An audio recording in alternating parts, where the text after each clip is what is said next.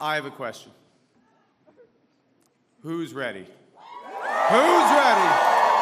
Who's ready to stand up for Canada with me? Taking a closer look at our top story this morning, Canadians have cast their votes and made their voices heard. Mark Carney has won a minority government for the Liberals. With a few polls left to be counted, it looks like the Liberals will fall just short of a majority government, a stunning turnaround for the party that was down more than 20 points in the polls earlier in the year. Joining us now is Lori Turnbull. She is a professor of political science at Dalhousie University. Good morning to you. Good morning. Professor, what do you think about the results? What a night. What a night indeed. They're still counting. Yeah, I mean, if you look at the popular vote, it's close to being a tie, where overall, even though that's not what decides elections, the popular vote, the Liberals have something like 43.5, and the Conservatives have something around 41. Like, typically, for the Conservatives, that would be a big majority, and they're looking at conceding the election to the Liberals. So really unusual.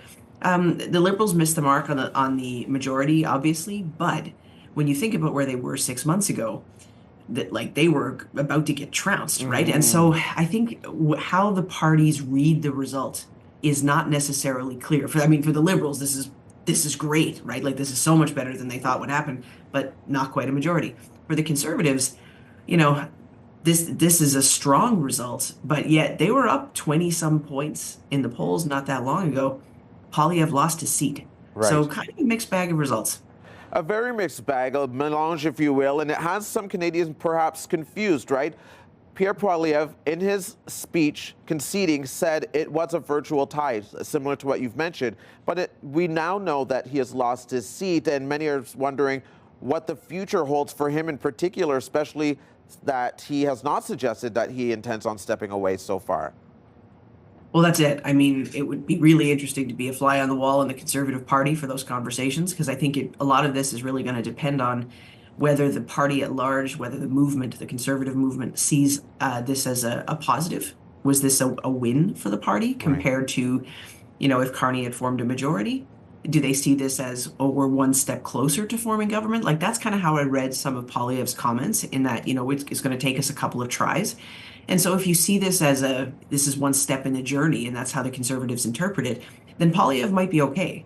On the other hand, if you've got a bunch of people saying, listen, we were measuring the drapes, we were going to form a big majority, and somehow you blew this, well, that's not going to be so pleasant. The fact that he doesn't have a seat in the House, I mean, to me, I don't see how that works for the party. I think, especially in a minority government context, you need the leader of the opposition breathing down the prime minister's neck. And this is where Poilievre shines, right? He is that opposition politician. He is, he's got leader of the opposition in his DNA. And so how can he make that work under the circumstances? I don't know if someone's going to step aside to let him run or what, but yeah, it seems very unresolved to me. Yeah, the days ahead will certainly be interesting. Let's talk about the days ahead for the Prime Minister-elect, because a lot of this campaign and this election centered around U.S. President Donald Trump, economic concerns with tariffs and the blowback from that. What will Carney need to do to address this? Right. I mean, honestly, for a while, it seemed like this Trump question was like an emergency issue. It was the thing that seized the debate and seized the ballot, and this became such a focal point in the election. But honestly, I think the situation with Trump, the tariffs, needing to diversify trade relationships, needing to do different things economically ourselves, those things are here to stay, right? They're not short-term emergency issues. That's the norm now. So I think, Carney is going to want to put something in the window to show Canadians that he's, especially in this minority context, he's the right person to lead. He's the right person to get us through this. And I think he's going to want to show why it's important for other parties to support him, because, he's looking at, again, like a kind of a tie in the popular vote. No, I don't think anybody really wants to go to election again, because there's no real certainty in what the result would be. And so Carney has, I think, a really important task ahead in showing quickly that he is the right person, that there's no doubt about that that the other parties should work with him, even the Conservatives sometimes, if that's what it takes to get things done. I don't want to let you go before I ask you about NDP leader Jagmeet Singh. We know he's stepping aside. His concession speech came fairly early, but losing party status isn't great for the NDP. What does that party's future hold? So, yeah, I mean, this is a moment where without that party status, they've lost resources, they will lose money, they will lose, the things that a party needs to just sort of get its organization running and make sure it's got research done and just kind of trying to do everything now with fewer resources is going to be difficult. But it's also a moment for the party to rebuild. I think they knew this was coming.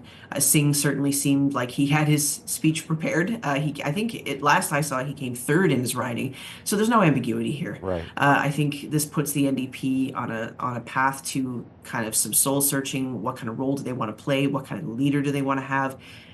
What kind of issues are going to be their focal point? But oddly, even though they lost party status, they still hold the balance of power to top up the Liberals who fell short of that majority. All right, thank you for this. Thank you too. Take care. You too. That was Lori Turnbull, professor of Dalhousie University.